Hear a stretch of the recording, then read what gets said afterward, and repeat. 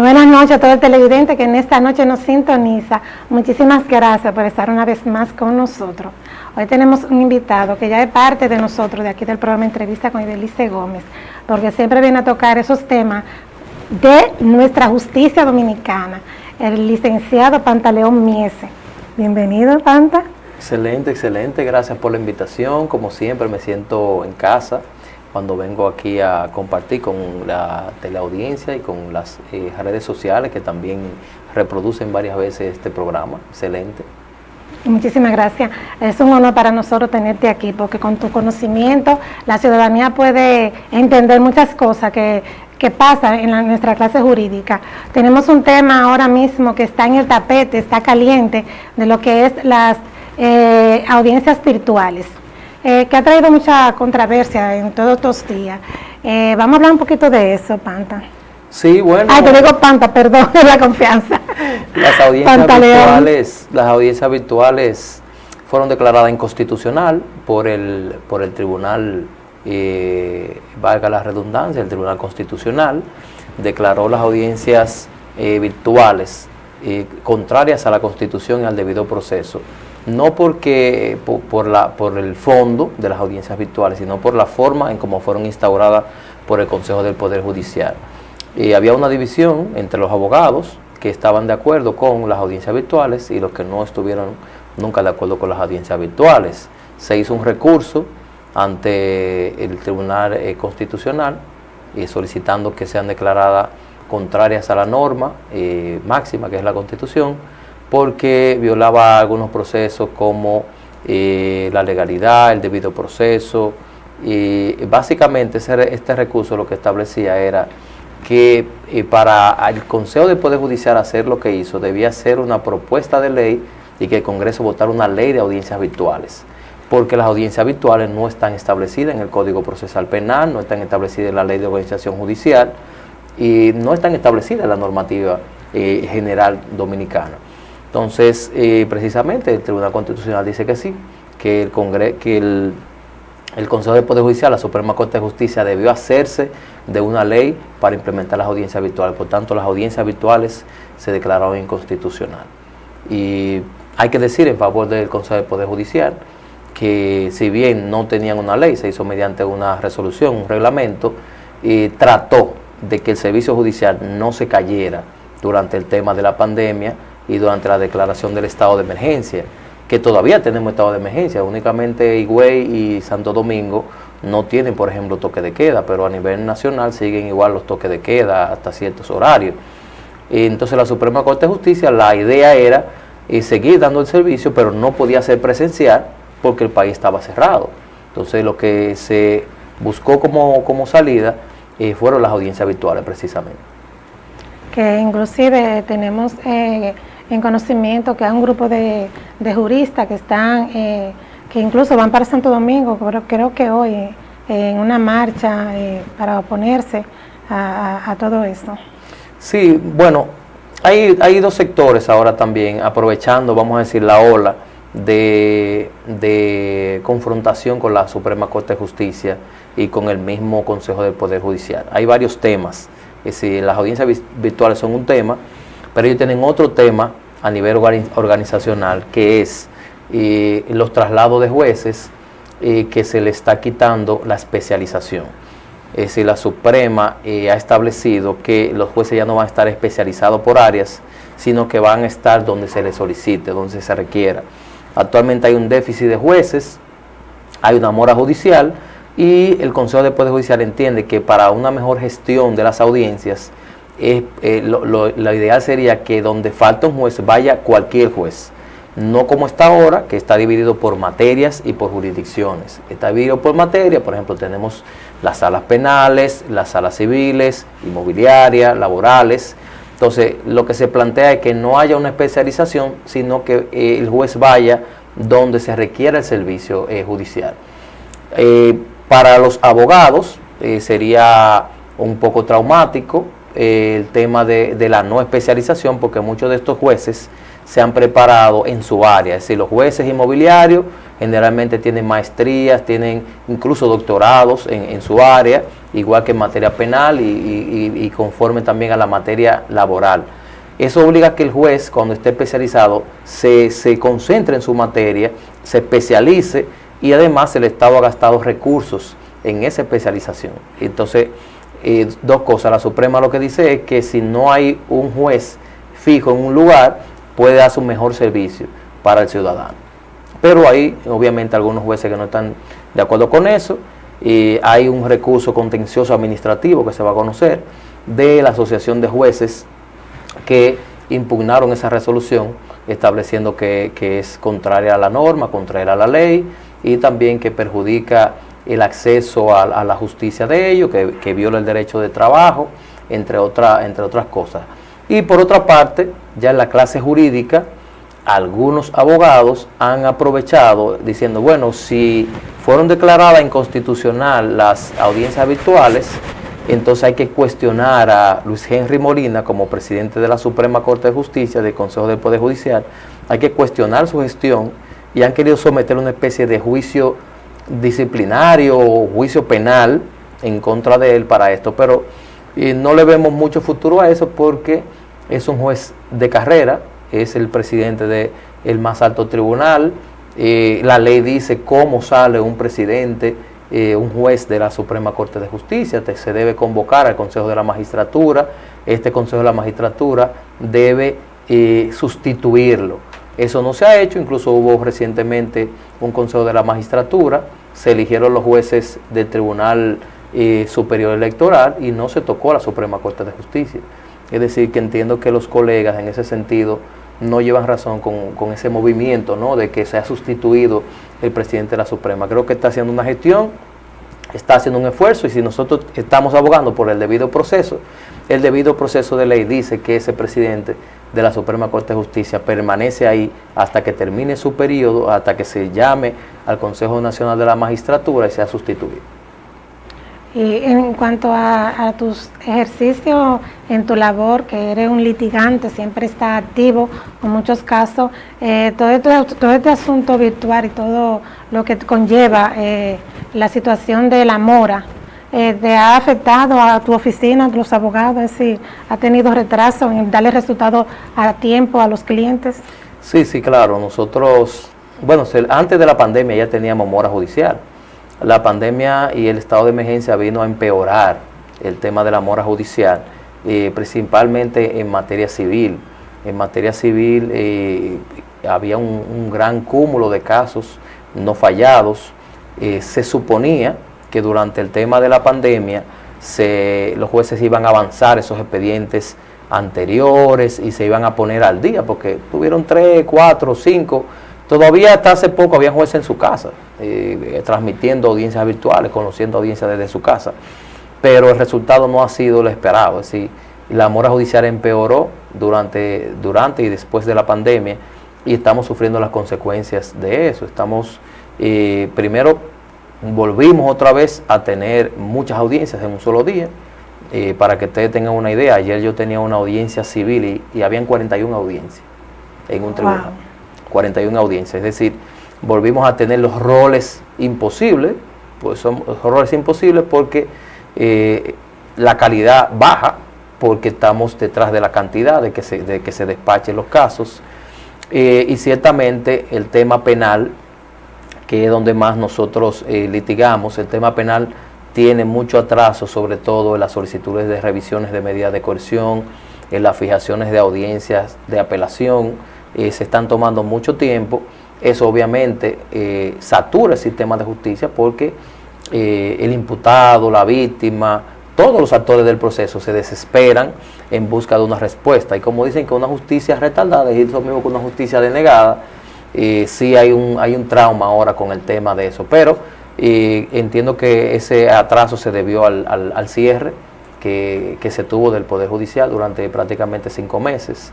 Las audiencias virtuales no eran para todos los casos, las audiencias virtuales nada más eran para los casos de emergencia, como eran habeas corpus, medidas de coerción, etcétera. No eran para todos los casos tampoco, es decir, todo eso estaba detenido y se ha tenido que reagendar para este año, que ya inclusive vamos en el mes 9 y todas las audiencias que quedaron pendientes. Entonces eso tiene un gran cúmulo y un gran atraso en la justicia.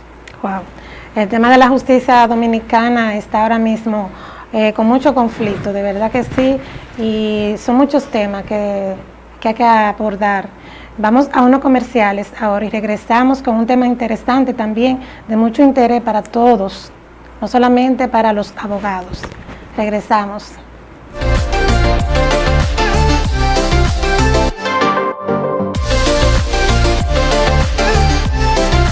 ¿Tienes algún problema con tu celular? ¿Deseas cambiar tu celular por uno más moderno? ¡Fácil! Ven a Braulio Celular, los más experimentados y expertos en telefonía móvil. Braulio Celular, de todo en el moderno mundo del teléfono celular. Reparación, desbloqueo, instalación de software de todo tipo de teléfonos y smartphone. Moderno edificio. Todo tipo de piezas y servicios, estamos abiertos para servirte. En Santiago y Santo Domingo se oye un solo nombre: Braulio Celular.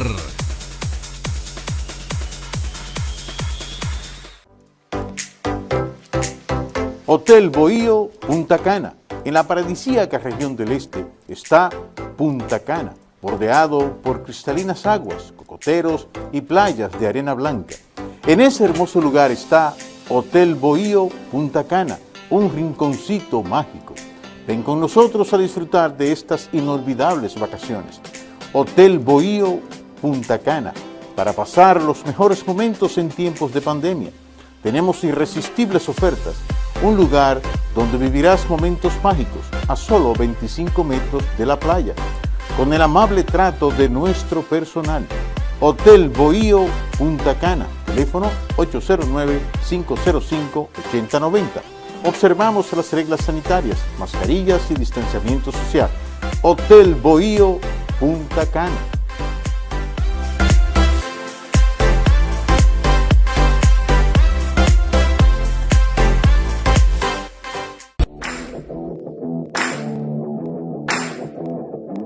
Somos Eventos y Alquileres del Cibao.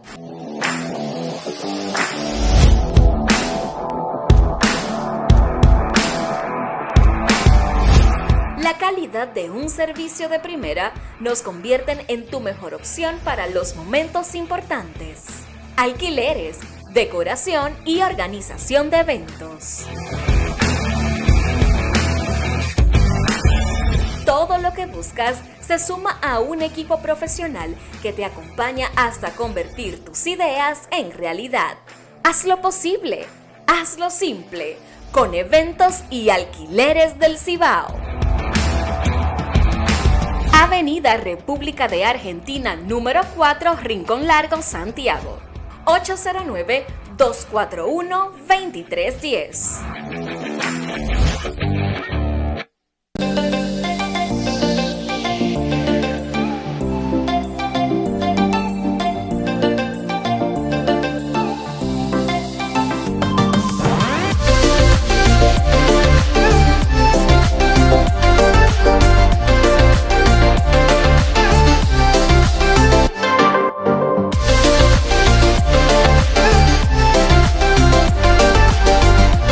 Seguimos aquí con Pantaleón Mese, un abogado, para los que nos sintonizan ahora, un abogado de Santiago, pero del país también completo, litigante, excelente abogado que siempre está informándonos sobre los asuntos judiciales.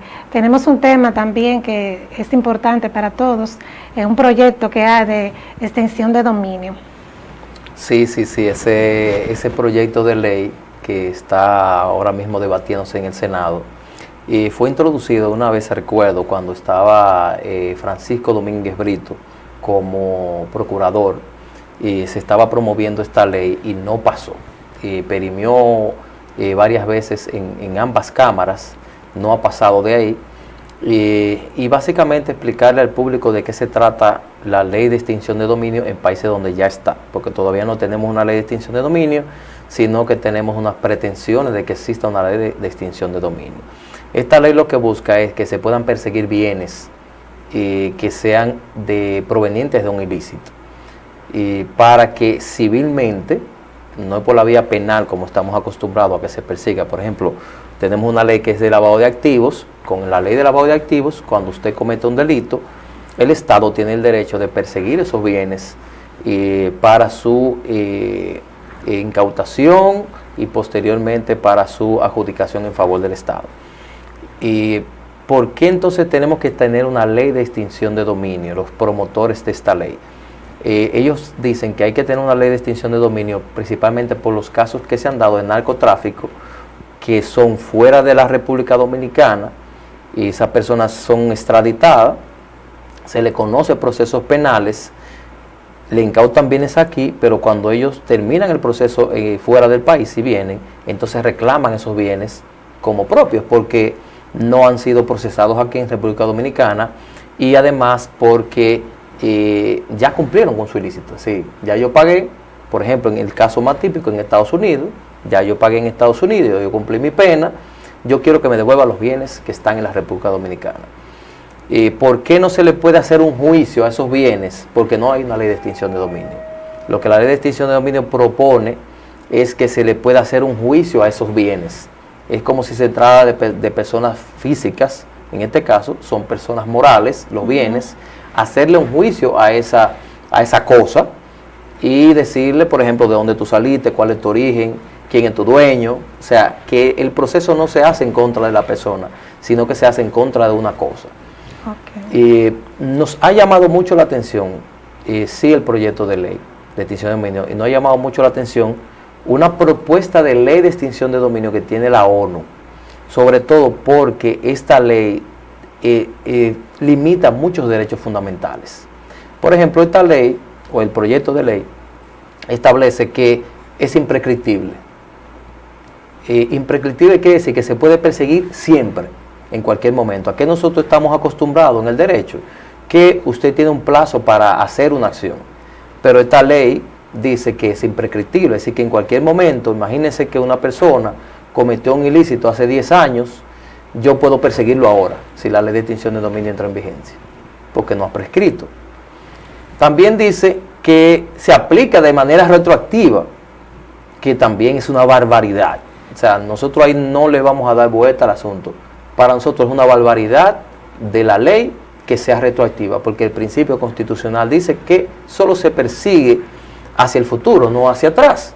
O sea, la ley es para la posteridad, no es para juzgar a una persona por el pasado. Claro. ¿Qué quiere decir esto? Que si una persona tuvo su primera casa hace 20 años, después de esto, esta persona, imaginémonos que comete un delito ahora en el 2021, pero tenía una casa que es del 2001, ese bien puede ser perseguido, aunque él lo adquirió cuando no había cometido ningún delito, puede ser perseguido mediante la ley de extinción de dominio. Y por eso nosotros decimos, ven acá, pero con la ley de lavado de activos no es suficiente. No, porque con la ley de lavado de activos no pueden hacer eso. No puede, ni es retroactivo, ni es imprescriptible. Pero con esta ley de extinción de dominio se busca esos elementos y otros. Ahora, también el proyecto de ley de extinción de dominio de la ONU establece en cuáles casos se estaría persiguiendo estos bienes. Por ejemplo, dice que es un delito autónomo.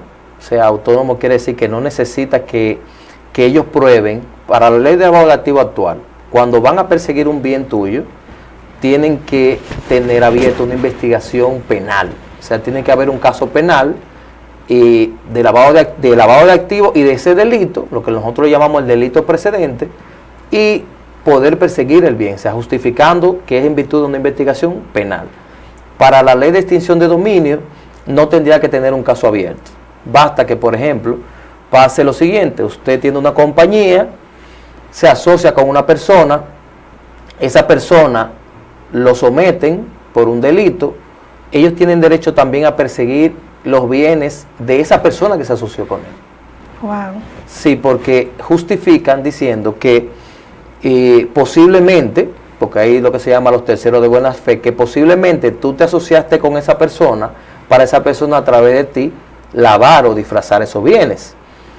También dice que cuando sean los frutos de ese bien, o sea, cuando un bien está produciendo un dinero, generalmente se persigue el bien, pero el fruto de este bien no. esta ley permite que se persiga los frutos.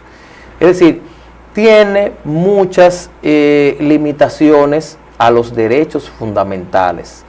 ¿Cuáles sectores están entonces atentos a esta ley y están, si se quiere, algunos sectores están nerviosos con esta ley? Todos los sectores económicos, empresarios, comerciantes, toda persona que tiene bienes y que interactúa, porque el sistema institucional dominicano es muy débil para ciertas cosas. Esta ley se puede prestar para perseguir bienes de personas que sean bienes lícitos, y se la ponen difícil, porque hasta que se averigüe, por ejemplo, también tiene lo que son las medidas preventivas o medidas cautelares, en donde embargan el bien hasta que se investigue su origen.